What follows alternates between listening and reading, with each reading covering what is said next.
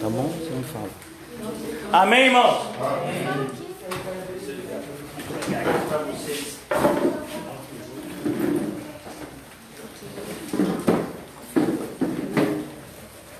Amém? Amém. Marcos 8:34. A minha voz está para ouvir, né?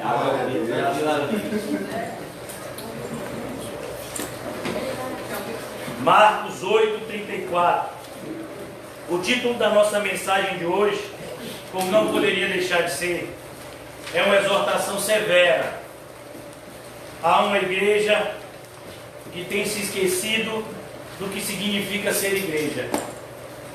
O título da mensagem de hoje é Um povo que não quer crescer. Um povo que não quer crescer. Perceba que eu disse um povo, eu não disse uma igreja. Porque a igreja de Cristo sempre vai crescer. A igreja de Cristo, ela sempre vai ser conservada, sem rúgula, sem mácula. A igreja de Cristo sempre vai ser santificada por aquele que a salvou. Mas nós aprendemos com o nosso Salvador que existe uma igreja visível. E que nessa igreja visível, que os nossos olhos naturais olham e veem, existem dois povos. Um que foi eleito e pela eleição santificado pelo seu Salvador e seu Senhor. E um que não é de Deus e que está única e exclusivamente dentro daquele grupo com um propósito duplo de enganar e de ser enganado. Enganar, mostrando para as demais pessoas que é possível um cristianismo sem cruz, e sendo enganado, pois ele também a si mesmo se engana, acreditando, como o personagem de John Bunyan, Ignorância, que sem a cruz, apenas confiando em doutrinas teóricas, ele conseguirá chegar ao paraíso de Deus. E essas pessoas estão dentro da igreja visível, junto com os crentes. Assim como nós lemos recentemente na igreja, a carta à igreja de Sardes, lá no livro do Apocalipse, dentro daquela igreja existia um grande grupo de pessoas, diga-se de passagem, a maioria, que ainda estava morto, que não havia sido regenerado. E esse grupo andava com aqueles que haviam sido santificados. E a mensagem àquela igreja é: para aqueles que não haviam sujado as suas vestiduras, continuassem a se esforçar para que elas permanecessem cada vez mais brancas. Essa é a mensagem da igreja de Sardes. Por isso, irmãos, hoje nós vamos falar acerca dessa necessidade tão grande nesses tempos de uma turbulência mundial, que é uma igreja madura, uma igreja que sabe reagir de maneira sóbria, ordeira e, acima de tudo, espiritual, diante de qualquer obstáculo, pois é uma igreja formada por obreiros aprovados, manuseiam bem a palavra de Deus, e não existe nenhum obstáculo que se interpõe no caminho da humanidade. Eu nem digo só no caminho da igreja, no caminho da humanidade. Não existe nada que aconteça com a humanidade que Deus não tenha falado na sua palavra. Por exemplo, irmãos, nós sabemos que nós estamos vivendo uma pandemia por meio desse vírus. Uma epidemia que alcança o mundo inteiro, então recebe esse nome, pandemia. Mas Deus, em Cristo Jesus, já havia nos falado que isso aconteceria e que isso, inclusive, seria um dos sinais da sua volta.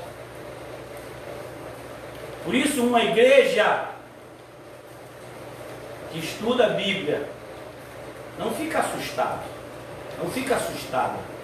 diante de algo que o nosso Salvador já havia pré-anunciado há 2.000 anos atrás. Então nós temos que tomar muito cuidado, irmãos, para que não sejamos contaminados, não com o vírus do Covid, porque para esse tem cura, mas com o vírus da hipocrisia religiosa, para esse não tem cura. Os hipócritas não entrarão no reino dos céus. Então aqui nós vamos ver mais uma vez, iniciando o nosso estudo, no versículo 34, do capítulo 8 de Marcos: tantas vezes se fizerem necessárias, os nossos dias como igreja se iniciarão na reflexão desse versículo. Pois eu garanto a você, irmãos, que se eu e você vivermos esses versículos aqui, não precisamos nos preocupar com a morte, pois tudo que a morte fará conosco é nos levar para o céu. Mas se nós não estamos vivendo esses versículos aqui, aí sim há um grande motivo de desespero, porque basta apenas uma expectativa do juízo vindouro. Então aqui no versículo 34 diz: então, convocando a multidão e juntamente os seus discípulos, disse-lhes: se alguém quer vir após mim, a si mesmo se negue, tome a sua cruz e siga-me. Quem quiser, pois, salvar a sua vida, perdê-la. Quem perder a vida por causa de mim e do Evangelho, salvá-la. Que aproveita o homem ganhar o mundo inteiro e perder a sua alma?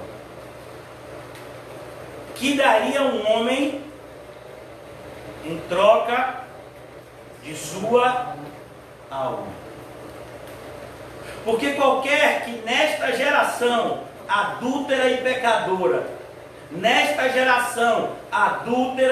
pecadora, se envergonhar de mim e das minhas palavras, também o Filho do Homem se envergonhará dele, quando vier na glória de seu Pai com os santos anjos.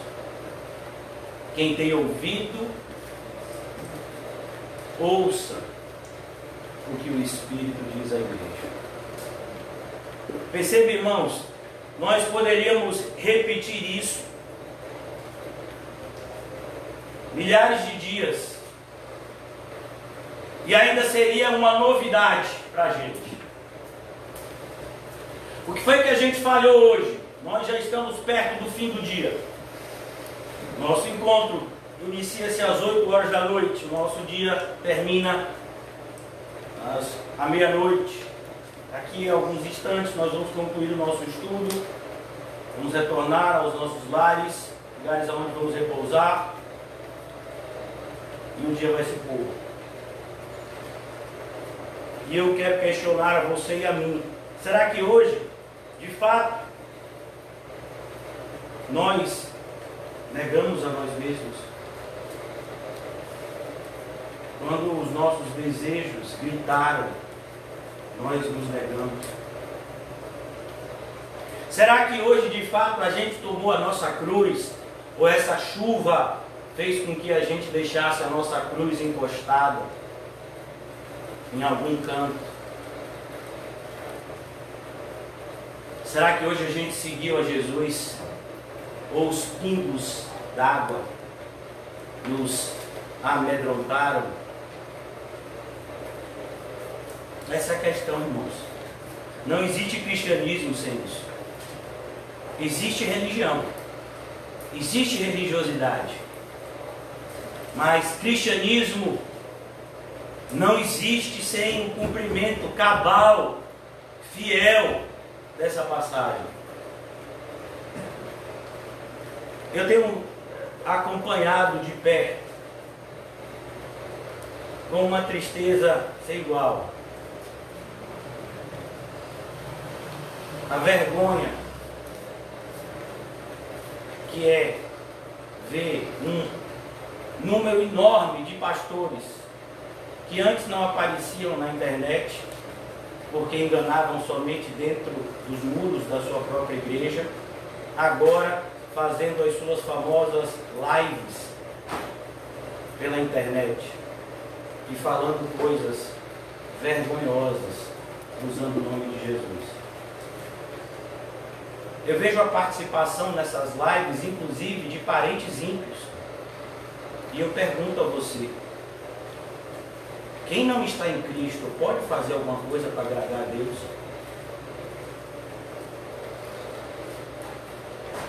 Então, irmãos, quando nós olhamos para esse tipo de versículo e nós vemos a distância enorme que a igreja visível hoje está dessa passagem, inevitavelmente somos levados a refletir em uma exortação muito severa que está na carta aos Hebreus. Eu faço questão, se os irmãos puderem, essa vai ser a nossa reflexão da noite, a nossa mensagem que o Espírito tem a nos dizer. Hebreus capítulo 5, carta aos Hebreus, fica logo antes de Tiago e depois de Filemon. Filemon é uma carta muito pequenininha, talvez você não a encontre, mas Tiago com certeza é uma referência. E você, Hebreus, você vai encontrar a carta aos Hebreus logo antes de Tiago. E eu queria pensar com vocês no capítulo 5 de Hebreus, no versículo de número 11 ao versículo 14. E é exatamente aqui que nós vamos pensar nessa frase que iniciou o nosso estudo: um povo que não quer crescer. Nós que estamos aqui, creio que já lemos o Novo Testamento. No Novo Testamento existe um livro, uma carta, escrita por um dos irmãos, um dos meio-irmãos de Jesus, chamado Tiago. Nesse livro, nessa carta, Tiago, logo no começo dela, ele diz que nós deveríamos ficar contentes. E é engraçado que parece que esse versículo desapareceu da Bíblia. Desde que começou o Covid, eu nunca mais vi esse versículo sendo compartilhado por ninguém. Parece que sumiu da Bíblia. Deveríamos ficar contentes ao passarmos por todo tipo de tribulação. E é a palavrinha que está lá em Tiago, é uma palavra que traduzida para o português seria a palavra monocromático, a palavra que significa muitas cores. É como um estojo de lápis de cor de uma criança. Você vê lá 36 cores, você tem verde água, verde não sei o que, são 5 tipos de verde, meu Deus do céu, verde é verde. Então você tem algo policromático, me perdoe, eu falei monocromático, é policromático, mono é um só, policromático, várias cores. As provações têm que ser assim. Nós, como igreja do século 21, estamos tendo o privilégio de passarmos por uma provação que nunca foi passada pela nossa geração. Pelo menos é o que Tiago ensina. E eu desafio qualquer pós-doutorado em teologia falar comigo e dizer que o que eu estou falando aqui é errado. Não porque eu tenha qualquer tipo de vaidade em relação ao meu conhecimento, porque eu nunca estudei em faculdade teológica, mas porque a Bíblia não pode mentir. Fique feliz quando passar por todo tipo de tribulação, porque são essas tribulações, essas provações que trarão à Igreja de Cristo a maturidade que ela precisa. Não existe amadurecimento espiritual sem dificuldades. Não há o que se falar em maturidade espiritual sem lutas.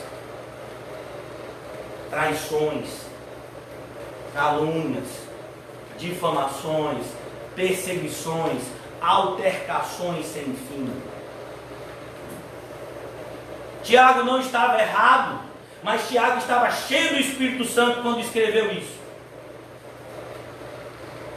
Hoje, pela manhã, eu estava estudando a palavra de Deus, como de costume eu faço, e eu estava refletindo acerca dessa necessidade que a igreja tem de urgentemente amadurecer. E eu ficava extremamente perplexo com o fato de que muitas pessoas não sabem discernir uma sinagoga de Satanás de uma igreja de Cristo. Porque tanto a sinagoga de Satanás como a igreja de Cristo, elas têm a placa de igreja na entrada. O que vai diferenciar um local, se ele é de Deus ou do diabo, é aquilo que eles falam naquele lugar e a maneira como eles vivem naquele lugar, e não a placa que está na frente. Quando você pega um veneno líquido, e você pega aquele veneno líquido e coloca ele em uma garrafa de refrigerante e bota na geladeira, ele está numa garrafa de refrigerante e ele está gelado. O veneno agora é um refrigerante, mas ele está na garrafa do refrigerante. E ele está inclusive na geladeira como um refrigerante estaria. Mas se você beber, você vai morrer. É isso que tem acontecido. 99% das lives que estão sendo feitas em nome de igrejas evangélicas são venenos para matar cristãos. Pastores covardes acovardando o povo de Deus com o mesmo sentimento covarde que nos domina. Pastores que são homens para segurar uma arma, mas não são homens para pregar nas ruas em uma época de pandemia. Esse é o retrato da igreja visível. Por isso, irmãos, essas palavras são tão importantes para nós. Para que nós, que somos um grupo diminuto do ponto de vista numérico, tenhamos o crescimento espiritual que Deus deseja para nós. Glória a Deus. Esse versículo 11 do capítulo 5, o autor da carta aos Hebreus diz: a esse respeito, o autor da carta aos Hebreus está explicando para a igreja que o sacerdócio de Cristo é superior ao sacerdócio que era desenvolvido pelos descendentes de Arão. Até o capítulo 4, há um esforço sobrenatural do autor dessa carta de motivar cristãos que haviam vindo do judaísmo a não retornarem às suas práticas judaicas, pois se eles fizessem isso, não haveria mais salvação para eles. E ele vai mostrando que Cristo é superior aos anjos.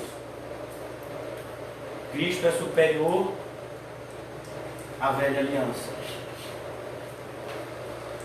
Cristo, ele tem um triplo ministério. Ele é o pastor, ele é o rei perfeito, ele é o profeta perfeito, ele é o sacerdote perfeito. Tudo aquilo que o homem não conseguiu alcançar, Cristo conseguiu, como homem que é Deus. Nós vamos ver, por exemplo, que tivemos um rei segundo o coração de Deus, o rei Davi. mas ele falhou. Nós vamos ver um profeta que tinha tal comunhão com Deus, que foi arrebatado aos céus, mas esse também falhou. Nós temos um sacerdote que tinha uma comunhão muito profunda com Deus. Deus falava com o seu irmão, e esse sacerdote Arão falava para o povo. E quando foi questionado o seu sacerdócio, Deus fez com que a sua vara florescesse. Mas esse sacerdote também falhou. Então Cristo vem, e ele, como sacerdote, apresenta o sacrifício perfeito, a intercessão perfeita. Como profeta, ele traz a mensagem perfeita. E como rei, ele lidera o seu povo de maneira perfeita. Mas acontece, irmãos, que apesar dessas coisas estarem tão claras nos evangelhos, muitas pessoas têm dificuldade de absorver a necessidade que temos de seguir o rei.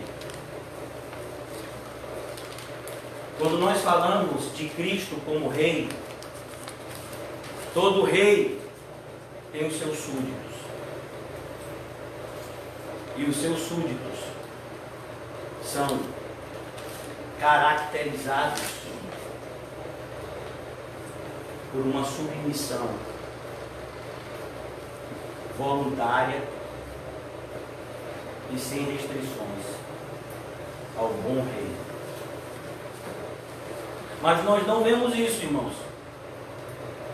Nós vemos o Senhor Jesus dizendo para a gente: negue-se a si mesmo. Não, eu não vou me negar, não. Sinto muito, mas isso eu não faço. Renuncie. Eu não renuncio. Me peça outra coisa. Mas renunciar aos meus direitos, eu não vou. Tome a sua cruz. Você quer que eu me mate? Você quer que eu pegue uma cruz? Que é um sinal de que eu vou morrer em breve? De jeito nenhum. Me diga para pegar outra coisa. Siga Jesus. Não, me diga para seguir outra pessoa, menos Jesus. Eu sigo até Davi. Eu sigo Abraão. Mas Jesus eu não sigo não. Porque Jesus, a caminhada dele é muito difícil. E nada. Muitas pessoas talvez não consigam externalizar isso que eu falei a vocês, mas é o que elas sentem no coração e o que elas fazem todos os dias. Aqui no versículo 11 é para um povo assim, que estava sendo tentado a retroceder, como tantos estão sendo tentados a retroceder nesses dias de Covid. Versículo 11 do capítulo 5 de Hebreus. A esse respeito, a respeito de quê, irmãos? A respeito da supremacia de Cristo. A respeito da soberania absoluta do nosso Salvador em relação à sua criação. Porque além do nosso Salvador, Ele também é o nosso Criador. Ou não escreveu o apóstolo João, no capítulo 1 do seu Evangelho: todas as coisas foram feitas por Ele, e nada foi feito sem Ele. Ele é o seu Salvador, o meu Salvador. Ele é o seu Senhor, o meu Senhor. Mas antes disso, Ele foi, é e sempre será o nosso Criador, que tem o total domínio sobre a sua criação. Aqui ele diz: a esse respeito temos muitas coisas que dizer e difíceis de explicar. Como falar, irmãos, acerca da soberania de Deus para uma pessoa que se nega a entender a importância de seguir os passos de Jesus? Essa é a dificuldade que o autor da carta aos Hebreus está tendo para com seus ouvintes primários, ou os seus destinatários. A respeito dessas coisas, a respeito disso, temos muitas coisas difíceis de dizer e de explicar. Por que são difíceis de dizer e de explicar? Porque o povo é tardio em ouvir. É impressionante como para algumas pessoas a gente tem que falar 10 vezes a mesma coisa. Porque a pessoa está no celular, a pessoa está pensando em alguma coisa, a pessoa está fazendo outras coisas e supostamente estaria dialogando com você também, e aí você fala 5 minutos com a pessoa e de repente você fala, não é, e a pessoa diz, não é o quê? É assim mesmo. Mas eu estava falando com você estava fazendo assim com a cabeça. É que eu estava aqui no celular, mandaram um zap para mim, tão engraçado, mano, você nem sabe o que é.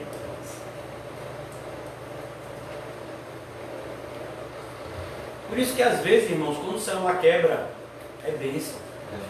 Oh, Deus. Dependendo de quem seja o dono do celular, é bênção. A esse respeito, temos muitas coisas que dizer, difíceis de explicar. Porquanto vos tende tornados tardios em ouvir. Ó, nós vivemos em uma igreja assim, tardios em ouvir. Você diz para uma pessoa, você desenha num quadro, olhe, quem prega a teologia da prosperidade é um falso mestre. Não se pode fazer nada para Cristo pedindo dinheiro em troca. Aí a pessoa diz, pastor, o senhor não sabe. Eu vi na televisão Silas Malafaia, ele trouxe um profeta que disse que se eu der 500 vírus não entra na minha casa. O que é que o senhor acha disso? Eu digo, em nome de Jesus. Quantas vezes a gente já falou sobre isso?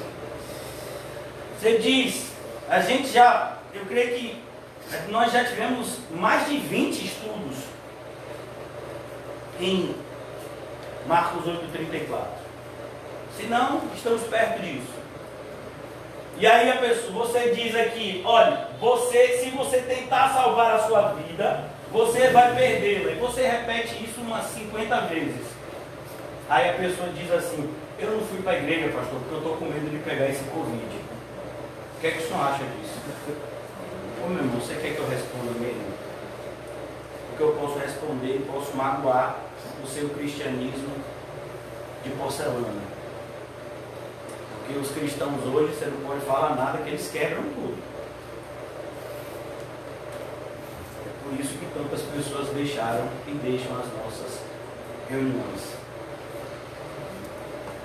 Então, aqui nós vamos ver de maneira muito clara, as pessoas têm se tornadas tardias em ouvir, e a mensagem aqui é para pessoas que estão dentro da igreja. Irmãos, você tem que ouvir. Você tem que ouvir. Deus deu ouvidos para que você ouça. Quantas vezes nós vamos ouvir passagens e ler passagens que o Senhor diz, aquele que tem ouvidos para ouvir, ouça. O Senhor escreve, por meio do apóstolo João, 7 cartas a 7 igrejas reais. E ele diz nas 7 cartas, aquele que tem ouvidos, ouça o que o Espírito tem a dizer ao mundo. Não. O que o Espírito tem a dizer à igreja. Você é a igreja, então você tem que ter ouvidos para ouvir o Espírito Santo. E aí eu pergunto para algumas pessoas, pastor, eu pergunto para essas pessoas, o que o Espírito Santo tem te dito nesses tempos? Ô pastor, eu nem sei, viu? Será que você não sabe ou não quer saber? Sabe, irmãos, muitas vezes nós temos uma aula, a gente só ouve aquilo que é conveniente. Então, se você falar para uma pessoa, olha, nós estamos distribuindo dinheiro, rapaz, a pessoa está lá embaixo da ladeira, ela bate aqui na porta, rapaz, eu ouvi um negócio de distribuir dinheiro, é aqui, é. Mas se você falar para a pessoa, olha irmãos, nós estamos aqui e nós vamos renunciar a tudo por amor a Cristo. Quem? Aonde? Não ouvi. Ah, o quê? Tardios em ouvir. Sabe? Tardios em ouvir. Versículo 12. Cheiro de queimado, né? Mas eu acho que é borracha queimada. Não é embreagem de alguém que está tentando subir alguma ladeira. É porque eu acho que o vento vai trazendo para cá, né? Pois com efeito, quando deviam ser mestres. E a ideia aqui, irmãos, que a gente tenha muito cuidado. A ideia aqui não é, vocês já deviam ser professores na igreja. Não, a palavra mestres, no grego, dá a ideia de um cristão maduro. Um cristão que tem condição de diferenciar o certo do errado. Um cristão que pode de repente tirar a dúvida de outro irmão. Ele é maduro. Como as mulheres mais velhas ensinam as mulheres mais novas. Chega de repente uma irmã que tem pouco tempo de igreja, se aproxima de uma irmã que tem mais tempo de igreja e confessa a ela alguns problemas que possa estar passando em casa. E aquela irmã em Cristo mais madura vai aconselhá-la a amar o seu marido e a ser uma boa dona de casa. Ah não, mas eu pensei que você ia me dar um conselho de eu ser uma mulher de sucesso, como Ana Maria Braga, que teve 5 casamentos e que acredita em Aparecida. Será que ela é uma mulher de sucesso? Não? Não é uma mulher de sucesso? E Fátima Bernardes? Você sabia que Fátima Bernardes é uma das mulheres mais admiradas do Brasil? Você sabia disso? Pois é, pesquisas mostram isso. Por que você acha que ela tem um dos maiores salários da Globo? Você acha que a Globo iria contratar alguém que não desse de volta o investimento? Será que Fátima Bernardes é uma mulher de sucesso? Ah, Deus. Acabou o casamento, está aí com o programa. Outro dia estava desfilando com um namorado, metade da idade. Não é uma mulher de sucesso, mas ela tem um salário de milhões de reais. Não é uma mulher de sucesso? Não? Pensei que fosse. Mas quer dizer que você tem que ensinar, pastor, a amarem os seus maridos e a serem boas donas de casa? Não pode ensinar outra coisa? Claro que pode, mas primeiro tem que ensinar isso. Porque se você ensinar outra coisa sem ensinar isso, é como você querer ensinar uma criança a ler um livro antes de alfabetizá-la. Pode? Você pode passar um livro para a criança ler sem alfabetizar? Você pode ensinar uma equação a uma criança que ainda não aprendeu a somar, diminuir, multiplicar e dividir? Primeiro você tem que ensinar o básico, para depois que você vai partir para ensinar as coisas mais complexas. Na igreja não é diferente, irmãos. Por que as pessoas querem tanto aprender determinadas coisas complexas? Porque o básico é mais difícil de fazer. Pergunte a uma pessoa. Pergunte a um cristão verdadeiro. Se você tivesse a oportunidade de chegar no céu e perguntar ao apóstolo Paulo, a Pedro, a outros cristãos como Policarpo, Agostinho, se foi mais difícil aprender teologia ou viver piedosamente. Irmãos, eu tenho certeza que eles não iriam demorar em dizer para você, viver piedosamente é muito mais difícil do que aprender teologia. É por isso que nós temos tão grande número de teólogos e tão poucos homens de Deus. Hoje, inclusive, eu coloquei uma frase de Spurgeon. Spurgeon já dizia isso há 200 anos atrás, que falta obreiros, falta pastores para apacentar o rebanho. Não pastor, mas tem muitos pastores hoje em dia. Não, tem mercenários. Pastor é diferente. Talvez para você seja a mesma coisa, mas se você for ler a Bíblia, Jesus faz uma diferenciação muito grande. entre pastor e o mercenário. Então aqui ele diz, com efeito, vocês já deviam ser mestres. Meu Deus! Quantas pessoas, irmãos, na nossa comunidade, e eu não vou apontar para fora não, vou falar para dentro, agora. Nossa comunidade vai fazer agora em julho 9 anos. O primeiro culto foi dia 13 de julho, se eu não me engano. Se eu não me engano, foi julho ou foi junho? Sei que foi no dia 13, uma quarta-feira de 2011, na minha residência. Nós ficamos 3 meses nos reunindo em minha residência e no salão de festas do prédio do irmão João, até que eu fui direcionado por Deus a lugar sem nenhum tipo de expectativa, sem nenhum apoio, diga-se de passagem, alugar aquele local que hoje em dia nos reunimos na Boca do Rio. Inclusive eu fui chamado de louco por muitas pessoas próximas. Então aqui nós vamos perceber, 9 anos. Existem algumas pessoas que estão com a gente há 7 anos, 6 anos. É assustador, Deus, olhar para a vida dessas pessoas e ver o péssimo testemunho que elas têm dado. Como pastor, eu confesso a vocês que em muitos momentos eu fico envergonhado do testemunho de algumas pessoas que dizem congregar na nossa igreja, mas que em momento algum seguem o direcionamento do pastor da igreja.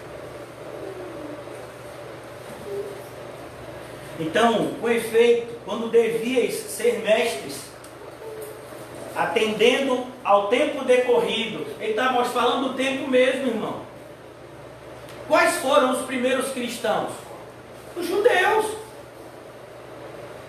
Onde foi que começou a igreja, irmãos? Em Pentecostes. Aquelas pessoas eram todas judeus. Elas estavam lá para adorar o Deus de Israel numa festividade oficial do calendário judaico, que é a festa de Pentecostes, que se celebra exatamente 50 dias depois da Páscoa, daí o nome, Pentecostes.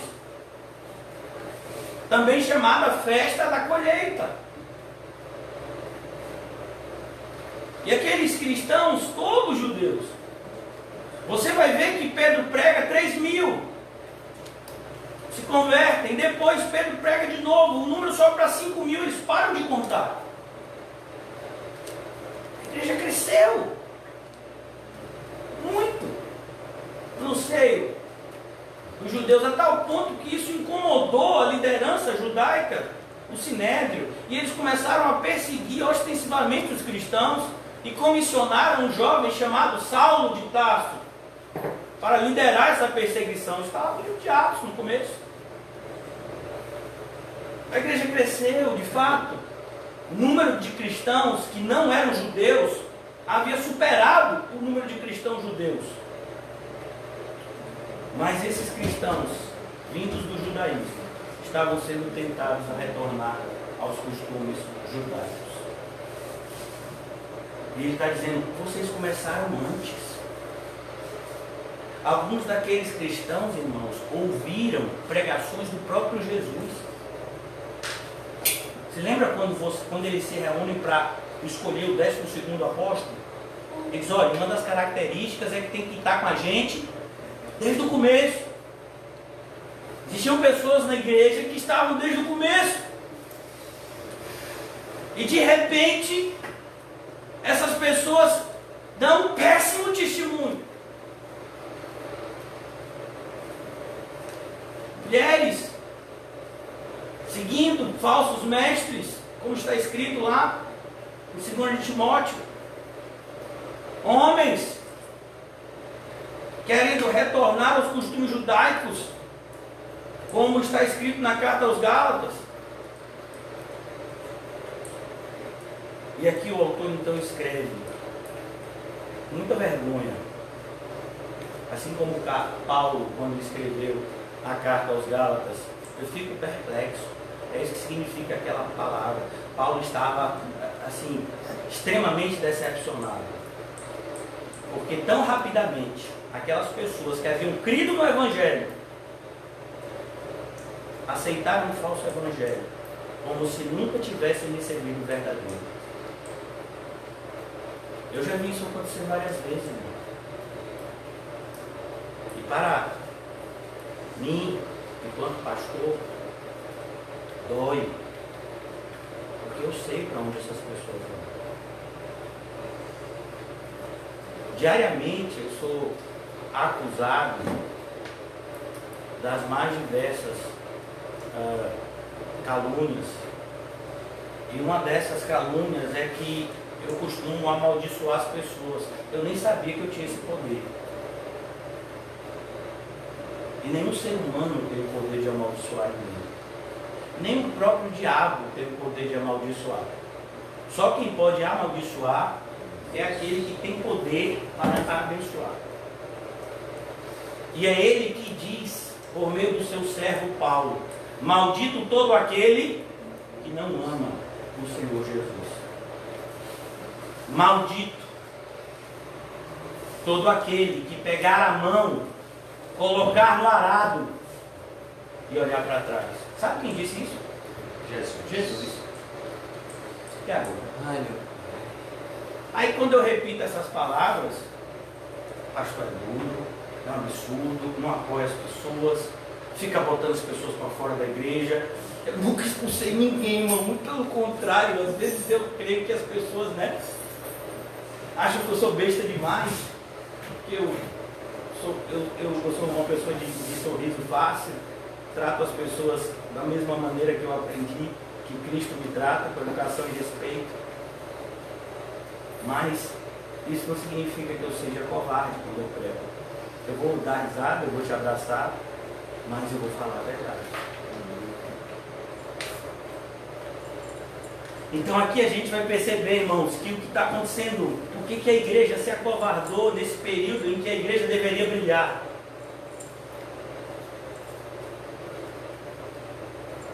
Porque grande parte das pessoas que estão na igreja não são igreja.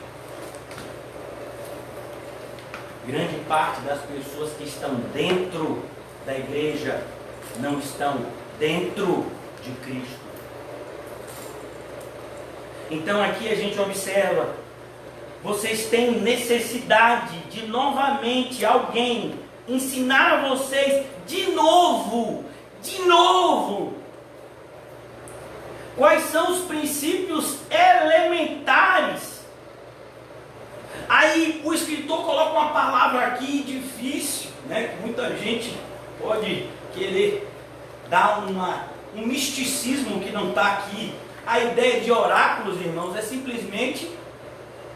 oráculos é um sinônimo de revelação. Então, a ideia... Eu vou ler aqui para você. De novo, vocês precisam de alguém que ensine os princípios elementares das revelações de Deus. É isso que o Evangelho é. A revelação de Deus em relação ao seu propósito de salvar pecadores. Eu vou salvar pecadores por meio do arrependimento, da fé, no meu sacrifício perfeito. Por que você acha que no capítulo 6 do Evangelho de João, Jesus disse algo que escandalizou uma multidão que estava disposto a torná-lo rei? Imagine, um grupo de pessoas que estava apaixonado por Jesus, abandonou Jesus da noite para o dia, porque Jesus disse uma coisa: aquele que não comer da minha carne e não beber do meu sangue, não tem parte comigo no meu ministério. Pronto, bastou isso para aquele povo que queria fazer Jesus rei, abandonado. É só você ler João 6. Então a gente observa aqui as mesmas coisas que o nosso Senhor Jesus passou. Nós, como seus discípulos, passaremos. Jesus inclusive profetizou isso a nosso respeito. O discípulo não pode e jamais será maior do que o seu mestre, mas cabe ao discípulo ter o mesmo caminho que o do seu mestre. Assim como odiaram a mim, odiaram a vocês. Assim como rejeitaram a mim, rejeitaram a vocês também. Então a ideia é isso. As pessoas não querem entender esse elementar do cristianismo, a cruz. O que é mais elementar do cristianismo do que a cruz, irmãos? A ponto de o apóstolo Paulo escrever aos Coríntios: quando eu fui ter com vocês, eu decidi nada saber, a não ser Cristo e este crucificado. Existe alguma coisa mais elementar no cristianismo do que falar para as pessoas que elas precisam renunciar, tomar a sua cruz e seguir a Jesus? Existe algo mais elementar no cristianismo do que apresentar para as pessoas o que nós fizemos ontem, a doutrina do arrependimento? Você vê hoje em dia as mensagens que são feitas pelas lives desses supostos pastores, nenhuma delas aborda o tema do arrependimento. Arrependei-vos! Sabe o que está acontecendo, irmãos? No mundo é o dedo de Deus. Em Êxodo capítulo 8 está escrito assim: 2 homens que a gente vai descobrir o nome deles por meio do Novo Testamento, fala de James e Jambres. Eram os magos retratados por Faraó, que resistiram a Moisés quando esse se apresentou diante de Faraó.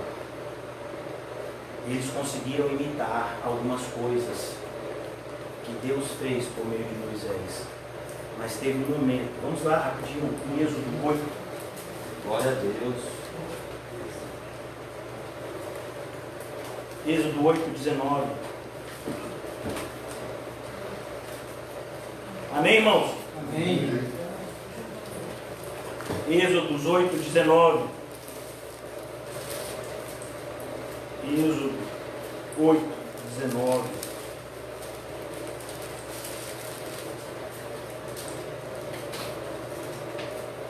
Diz assim, eu vou ler a partir do 16. A terceira praga. A primeira praga, qual foi, irmãos? As águas tornaram-se em sangue. E aí eles conseguiram imitar. A segunda praga foram as rãs. Mas a terceira praga foram os piolhos. Êxodo 8, 16. Disse o Senhor a Moisés: diz a Arão: estende o teu bordão e fere o pó da terra, para que se tornem piolhos por toda a terra do Egito. Fizeram assim. Arão estendeu a mão com seu bordão e feriu o pó da terra, e houve muitos piolhos, ou piolhos, como queira, nos homens e no gado. Todo o pó da terra se tornou em piolhos por toda a terra do Egito. E fizeram os magos o mesmo com suas ciências ocultas para produzirem piolhos, porém não puderam. E havia piolhos nos homens e no gado. Então disseram os magos a Faraó: isto é o dedo de Deus. Imagina isso. Homens completamente endemoniados, contratados especificadamente para se opor à sã doutrina, para se opor à mensagem de Deus por meio do seu servo Moisés.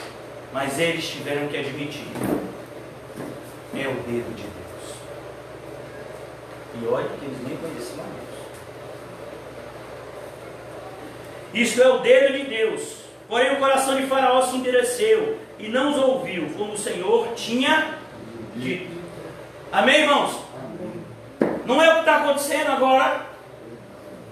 O povo tem o mesmo coração de Faraó. É o dedo de Deus. Deus quer que vocês se arrependam. Mas as pessoas não se preocupam com isso. Elas se preocupam muito mais em comprar álcool em gel, máscara, em fechar uma porta, ficar isolado. Elas se preocupam muito mais obedecer determinados comportamentos humanos que devem ser obedecidos, nenhum problema. Mas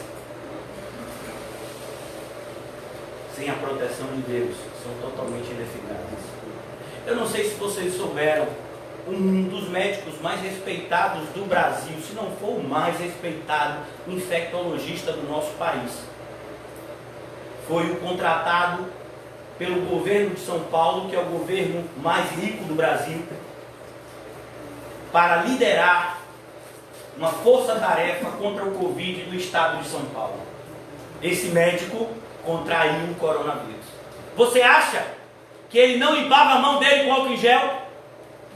Você acha que ele não usava máscara? Você acha que ele não respeitava os cuidados? Mas ele pegou, irmão. E ele deu um testemunho nos jornais, falando da seriedade. Imagina. E as pessoas acham que simplesmente podem se proteger sem o auxílio de Deus.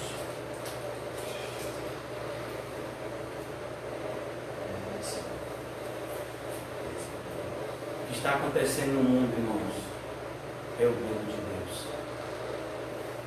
E eu quero dizer uma coisa: é só o dedo, não é a mão ainda. É um dedo para chamar a atenção. Mas ai daquele que cair na mão do Deus, é só um dedo ainda. Querendo trazer ao homem sobriedade, sensatez, para obedecer aquele que merece ser obedecido, que é Deus. Para nos submetermos urgentemente àquele que é digno de toda a nossa submissão, que é Deus. Voltou normal, filho? Tá tudo bem? Ela é ajudante, estagiária. Tá tudo bem, estagiária? Graças a Deus. Mas as estagiárias aqui são crentes, mais do que eu e vocês, bobear. Então aqui, irmãos, nós voltamos agora para Hebreus capítulo 5.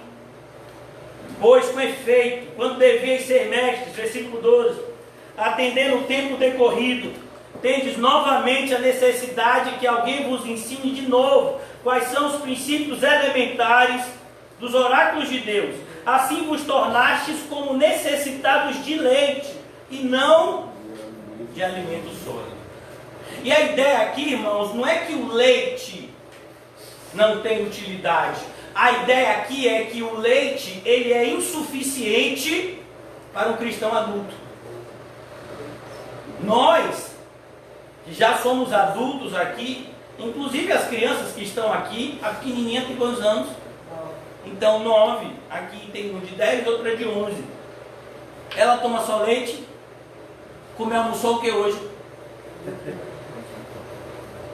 Feijão, arroz, com certeza foi carne. Com o pai que ela tem, teve carne. Né? Então, ela não tomou só leite. Ela pode até ter tomado café da manhã com achocolatado. Ela pode comer à noite, de repente, né? O meu filho gosta muito daquele negócio, eu só chamo de sucrilhos, mas ele diz que não é sucrilho, não, é cereal. É que eu sou velho, né? Cereal com leite. Mas ele não come, não toma só leite. Quando as crianças são pequenas, elas tomam leite, mas aí elas crescem. Tem um monte de gente na igreja, irmãos, que não quer crescer. Não quer crescer. É uma síndrome de Peter Pan. Querem viver na terra do nunca, brincando de igreja como crianças brincam de casinha. Eu já disse para várias pessoas, e nessa área, irmãos, eu sou bastante severo, porque eu não posso permitir que as pessoas façam coisas para Deus que não seja do jeito de Deus. E como pastor é minha obrigação fiscalizar isso. É por isso que os pastores, eles também recebem o nome de bispos, que significa superintendente. É aquele que supervisiona uma obra. Então eu já disse para as pessoas que se elas quiserem brincar de ser crente, estão na igreja errada. Se quiser fazer alguma coisa para Deus, tem que ser do jeito de Deus. Por isso que tantas pessoas se afastaram. Porque eu disse para algumas pessoas, olha, não pode ser desse jeito. No ano passado, se eu não me engano, depois de muita oração, apesar de grande parte das pessoas acharem que eu não oro, e eu acho isso, de certa forma, até bom, porque significa que eu não pareço religioso. Mas depois de muito orar, eu vi a necessidade da nossa igreja dar um tempo da salinha das crianças, porque as professoras não estavam ensinando da maneira certa e nem estavam agindo da maneira certa. Muitas pessoas ficaram com raiva de mim. Muitas pessoas ameaçaram sair da igreja. Algumas pessoas que ainda estavam na igreja e que se diziam liderança foram contra a decisão que eu tomei. Mas depois, inclusive as pessoas que faziam parte do Ministério da Salinha identificaram a necessidade desse intervalo e de uma reflexão profunda sobre o que significa ensinar crianças dentro da igreja. É preciso que entendamos, irmãos, que igreja não é brinquedo. Amém. A gente não pode brincar de igreja como as crianças brincam de casinha, como crianças brincam de médico, porque nós estamos lidando com almas que são imortais. É tão triste ver determinadas pessoas que tratam a igreja como se fosse um lugar qualquer. Não tem qualquer tipo de compromisso, não tem qualquer tipo de zelo, não tem qualquer tipo de amor com a única instituição da terra que foi fundada por Deus. E eu posso te garantir, irmãos, que se você não ama a igreja, essa é uma das maiores evidências que você não ama Cristo. Porque é impossível você amar o cabeça e não amar o corpo. É impossível você amar o noivo e não amar a noiva. E nós vemos essa realidade. Pessoas que muitas vezes chegam na igreja, trazem alguns donativos e nunca mais aparecem. Como se a necessidade de alguns irmãos fosse algo momentâneo. É um absurdo o que essas pessoas estão fazendo. E em determinado momento, aquilo que o apóstolo Paulo falou de Alexandre o Latoeiro se cumprirá na vida dessas pessoas também. O apóstolo Paulo diz em 2 de Timóteo capítulo 4 que o Senhor lhe dará paga em relação às suas más obras. Se, irmãos, depredar um estabelecimento público é um crime sério, imagine tentarem destruir a igreja por meio dos seus comportamentos devassos e insanos. Então, quando nós observamos esse tipo de repreensão, irmãos, vemos como é necessário, como é importante refletir acerca da nossa maturidade. Nós temos já algum tempo de igreja. Eu, esse ano, faço 10 anos de cristianismo. Um ano de cristão, meses de cristão do verdadeiro evangelho, eu fui chamado ao pastoreio. E foi muito difícil para mim. E foi muito difícil para minha família.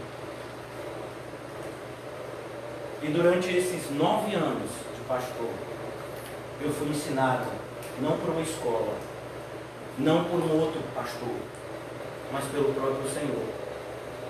Porque eu não encontrei um pastor que me discipulasse. Eu não encontrei uma escola que pudesse me ensinar a viver uma vida parecida com a de Cristo. E desafio você a me mostrar um seminário teológico que faça alguém parecido com Cristo. Se você me mostrar, eu vou ser eternamente grato a você. Porque esse lugar eu queria conhecer. Mas nós vivemos tempos assim, irmãos, aonde Deus levanta um Moisés aqui, um Elias ali, um Eliseu acolá, e eles serão perseguidos, repreendidos, caluniados, mas eles não deixarão de fazer a obra que Deus os constituiu a fazer. Glória a Deus. Porque se Deus é por nós, Quem será contra nós? quem será contra nós? É Deus. Aqui nós vamos ver, irmãos, não há desculpa. A graça nos basta. Por isso, você não ouse culpar a Deus pela sua inatividade e omissão em relação ao cristianismo. Se você não tem feito o que deveria fazer, eu posso te garantir que a culpa não é de Deus. Elias, o que fazes aqui, Elias? Ah, Deus, mataram todos os seus profetas. Só sobrou a mim. Deus não deu nem atenção à resposta de Elias. E fez a mesma pergunta. Elias, o que fazes aqui? Então nós observamos, irmãos, versículo 13. Ora, todo aquele que se alimenta de leite é inexperiente. A ideia é todo aquele que se mantém nessa necessidade de ser lembrado o tempo todo de coisas que ele já deveria estar ensinando. Imagine, uma pessoa chega e diz para você: você não tem medo de pegar o coronavírus e morrer? Um cristão, irmãos, essa resposta deveria ser uma só. Na minha carne eu tenho até esse tipo de receio, mas eu aprendi na palavra de Deus, o Deus que eu creio, que no momento que eu morrer, eu serei recebido por Ele no céu. E que o céu é infinitamente melhor do que a terra. Aí nós vemos agora cristãos acovardados. Cristãos que têm medo da morte. Você já imaginou isso? Você já imaginou, irmãos? Um homem que trabalha para dedetizar no ambiente, né? Eu não sei como é que se chama, desbaratização, né? Dedetização, né? Que você mata baratas e desratização. Aí vamos imaginar uma pessoa que dedetiza baratas e que tem medo de barata. Você já imaginou uma cena? Ele tá com um negócio lá nas costas, aquele negócio grandão, né? Aí aparece uma barata. Poxa, gente, rapaz. Vamos imaginar a cena de um médico que tem medo de sangue. Aí ele está lá, se formou em medicina, e aí ele está lá no pronto-socorro, é o dia dele no pronto-socorro, chega alguém, não vou nem dizer que chegou um baleado, meu filho, eu vou dizer que chegou uma criança que caiu, bateu o supercílio, e o supercílio está aqui aberto assim, e está jorrando sangue, o médico diz: oh meu Deus do céu, leva para outro. Mas doutor, o senhor é o único aqui. Não, eu não fiz isso para cuidar de sangue de ninguém, não. Eu passo receita, quer receita? Como é que uma pessoa faz medicina se ela tem medo de sangue? Me diga aí. Como é que uma pessoa se diz cristão se ela tem medo da morte? Me diga. Fala, Deus. Se Jesus diz que você quer ir para o céu, tem que morrer. Todo que tentar salvar a sua vida, pode ser mais direto que isso. Aí você diz assim: rapaz, eu quero morrer não. Então você tem que procurar outra religião. Ou então você tem que procurar uma falsa igreja. Porque a igreja cristã, ela prepara as pessoas para o momento da morte. Glória a Deus. É isso que nós fazemos aqui. Tudo o que fazemos na igreja é preparar o povo de Deus para o seu encontro com Deus naquele grande dia. Nós somos, irmãos, uma grande ou pequena sala de espera de avião. Você já foi no aeroporto? Tem lá aquela sala que as pessoas passam e ficam esperando. Eu não sei como é o nome daquele lugar lá. me esqueci agora, como eu tenho esquecido tantas coisas. E aí você fica lá naquela sala do embarque, esperando chamarem o seu nome, o nome do seu voo, para você entrar e ir para o lugar que você tem a passagem para ir. O cristão tem a passagem para ir para onde? No céu. E aí Deus chama você para ir para o céu. Não! Já imaginou?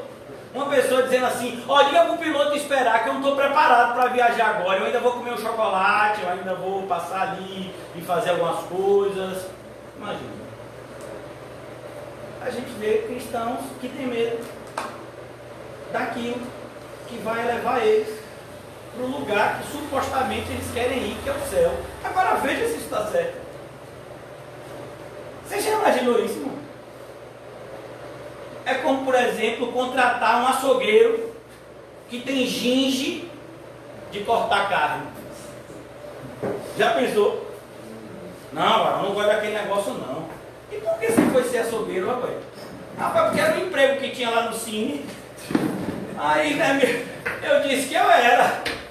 Mas aí me deram aquele negócio para cortar ali. Eu já falei, ó, isso eu não faço não. Eu até sei varrer, eu faço aspirador aqui. Mas esse negócio de cortar. Mas aqui, meu filho, a gente não está precisando de faxineiro, está precisando de açougueiro. Eu sou curioso. Por isso, irmãos, a igreja sempre necessita de cristãos. Se você é um, bem-vindo. Ora, todo aquele que se alimenta de leite é inexperiente na palavra da justiça, porque é criança. A ideia de criança, irmãos, é a mesma ideia que nós temos na nossa vida normal, que é a ideia de pessoas que não estão aptas a andarem sozinhas, porque não sabem a diferença do bem e do mal. Elas podem muitas vezes, por meio de atitudes impensadas e abruptas, trazerem risco à sua própria vida. Quantas vezes você já viu crianças, muitas vezes, sendo atropeladas? Porque elas correm para um lado do outro da rua e elas não sabem que rua é lugar que carro passa. Sabe? Quantas vezes você vê crianças pequenas que botam na boca veneno de rato? E aí os pais têm que levar às pressas para fazer uma lavagem estomacal. Porque ela não sabe a diferença entre aquele negócio ali, branquinho, e uma bala que se compra de repente no armazém. Criança que muitas vezes se afoga, porque acha que aquela piscina é a água daquela piscina é igual a água que cai do chuveiro. Mas quando ela cai na piscina, que ela afunda, ela percebe que a água do chuveiro ela consegue respirar, e naquela água da piscina ela não consegue.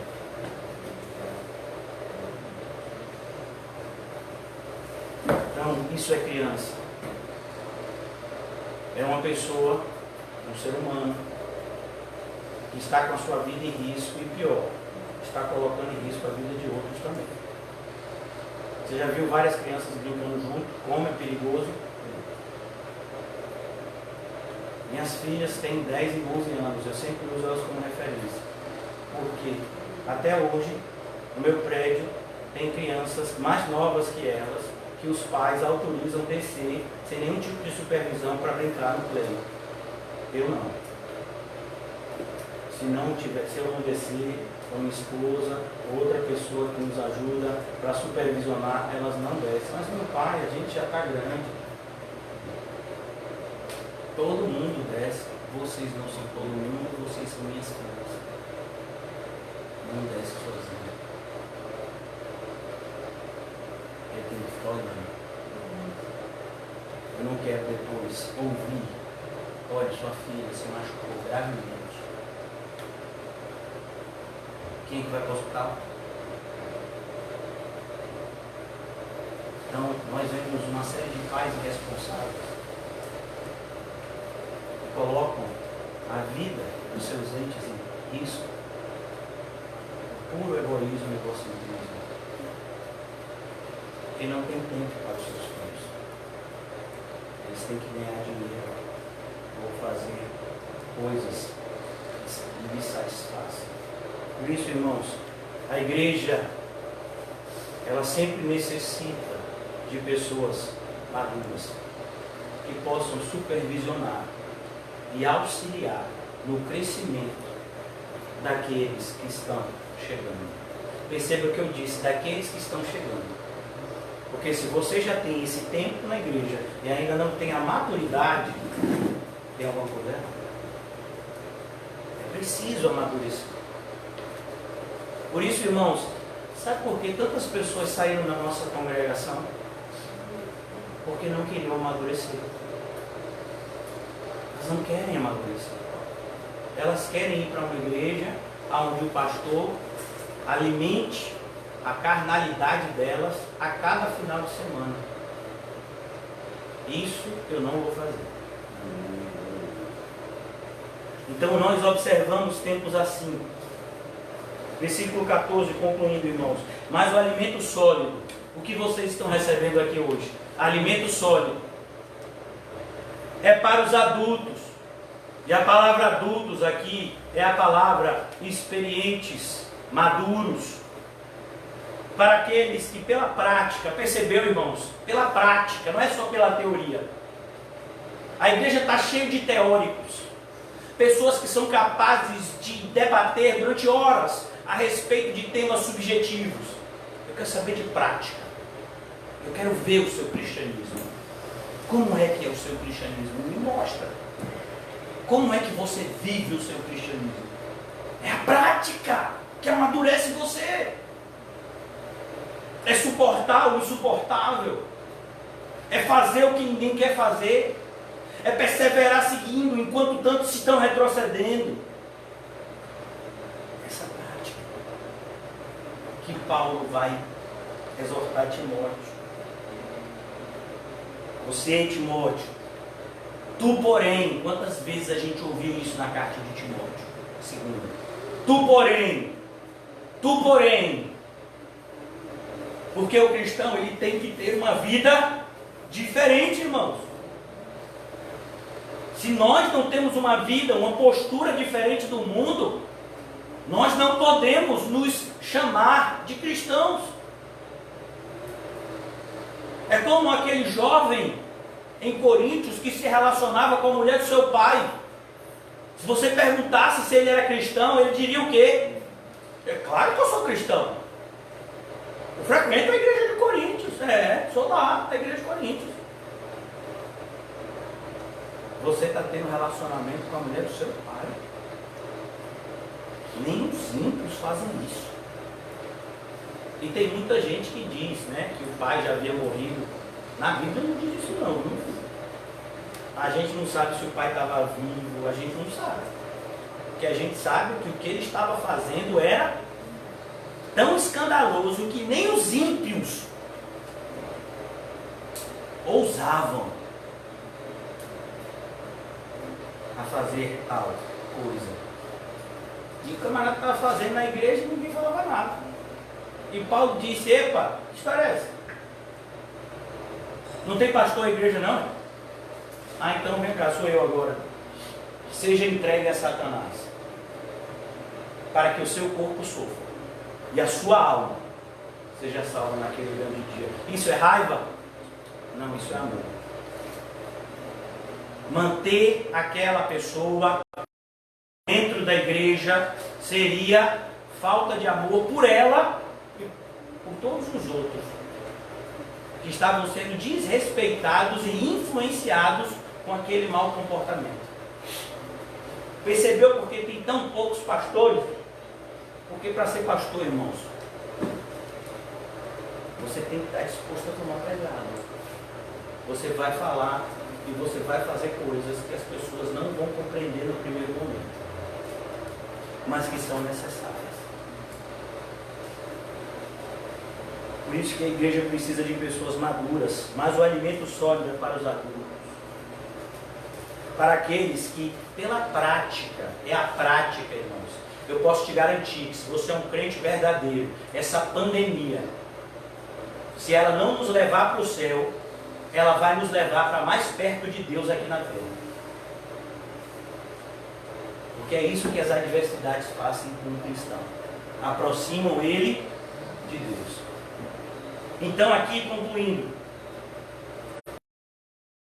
as faculdades exercitadas. Olha, irmão, você acha que se aprende determinadas coisas? Na prática. É praticando, irmãos. Você acha que alguém pode se tornar pedreiro sem nunca tocar numa pá? Sem nunca virar um cimento? É virar que chama, né? Um cimento. Sem nunca emassar uma parede. Será que a pessoa pode se tornar pedreiro sem nunca subir um muro? Amém. Voltou? Tá ouvindo aí? Fé. Ter fé. Isso é porque já é para a gente acabar. Faculdades exercitadas para discernir não somente o bem, mas também o mal. Olha, irmãos, quando eu me converti, pelo menos quando eu achei que eu tinha me convertido, eu vinha do catolicismo misturado com o espiritismo, misturado com o budismo, eu era tudo isso assim, e tinha um pezinho assim também na Umbanda. Eu gostava daquele negócio de adivinhar o futuro. Fui em algumas pessoas dessas que adivinham o futuro. Né, tarô, né, que chama. Eu gostava dessas coisas. E aí, de repente, eu conheci o Evangelho numa falsa igreja. Né? E de repente eu comecei a achar que se uma pessoa dissesse que era crente, era crente. Se uma pessoa dissesse, eu sou crente, congregou na universidade, glória a Deus.